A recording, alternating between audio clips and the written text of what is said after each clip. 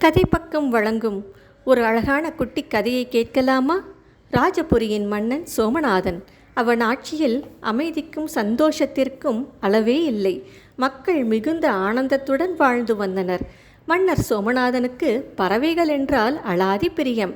நாட்டில் மக்களோடு பலவிதமான பறவைகளையும் மகிழ்ச்சியுடன் வளர்த்து வந்தார்.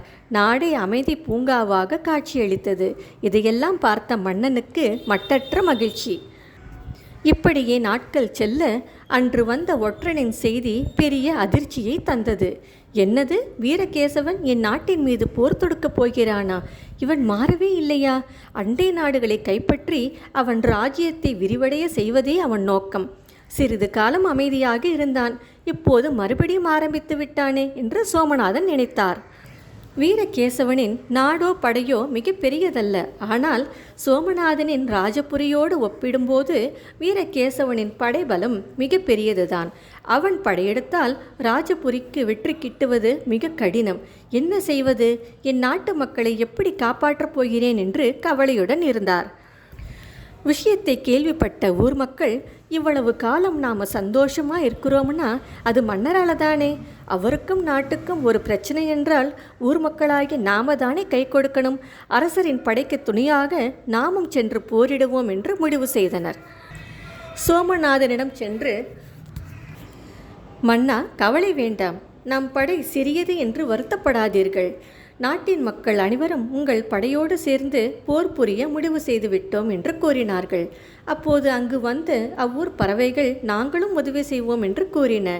என்னது, நீங்கள் என்ன செய்ய முடியும் என் செல்ல பறவைகளே? ஆனாலும் உங்கள் எல்லாருடைய அன்பையும் பார்க்க மிக்க நெகிழ்ச்சியாக இருக்கிறது என்று கூறினார். நாளை போர் என்பதால் படைகள் எல்லாம் ஆயத்தமாகி கொண்டிருந்தன.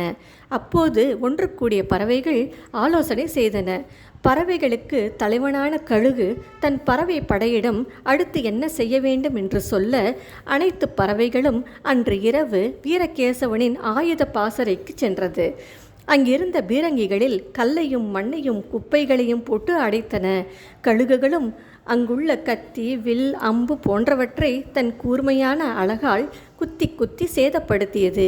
இப்படியாக ஆயுத பாசறை முழுவதையும் முற்றிலும் உபயோகமில்லாமல் செய்துவிட்டு ராஜகிரிக்கு வந்து அனைவருக்கும் நடந்ததை சொல்லியது. இதை கேட்ட ஊர் மக்கள் அனைவரும் ஆச்சரியப்பட்டு போயினர். காலை மலர்ந்தது, போர் ஆரம்பித்தது. ஆனால் வீரகேசவன் தன்னுடைய ஆயுத பாசறையை பார்த்து கதிகலங்கி நிற்க, அவன் படைகளும் பயந்து போக அவனை வெல்வது சோமநாதனுக்கு பெரிய சவாலாக இல்லை. வீரகேசவனை கைது செய்து தன் நாட்டிற்கு அழைத்து வந்தார். ராஜபுரியில் நுழைந்தபோது வீரகேசவனுக்கு சொர்க்கத்தில் கால் வைப்பது போல இருந்தது. உள்ளே வர வர ராஜபுரியின் இயற்கை வளம், எங்கு பார்த்தாலும் பச்சை பசேல் என்று இருக்க, மக்கள் இவ்வளவு சந்தோஷமாக இருப்பதை பார்த்து ஒரு நாடு எப்படி இருக்க வேண்டும் என்பதற்கு உதாரணமாக உன் நாடு இருக்கிறது என்று கூறினார். என்னை மன்னித்துவிடு சோமநாதா, உன் மீது போர் தொடுத்திருந்தால் இவ்வளவு இயற்கை வளத்தையும் நான் அளித்திருப்பேனே. எவ்வளவு பெரிய பாவ செயலிலிருந்து என்னை இந்த பறவைகள் காப்பாற்றியுள்ளன. இந்த போரினால் ஏற்படக்கூடிய பேரழிவினை உன் நாட்டின் பறவைகள் காப்பாற்றியுள்ளன. இனி நானும் என் நாட்டு மக்களை மகிழ்ச்சியுடனும் மன அமைதியுடனும் பார்த்து கொள்வேன்.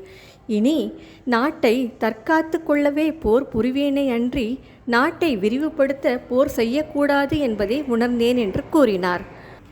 அதற்கு சோமநாதன், தவறை உணர்ந்த நீங்கள் இனி உங்கள் நாட்டிற்கு சென்று உங்கள் மக்களை பார்த்து கொள்ளுங்கள் என்று கூறி தக்க மரியாதையுடன் அனுப்பி வைத்தார். ஆகவே எந்த பிரச்சனைக்கும் சண்டையிடுவது தீர்வாகாது. அமைதியாக யோசித்து முடிவுகளை எடுக்க வேண்டும். இயற்கையை வளர்ப்போம், இயற்கையோடு வாழ்வோம். மீண்டும் அடுத்த கதையுடன் சந்திப்போம்.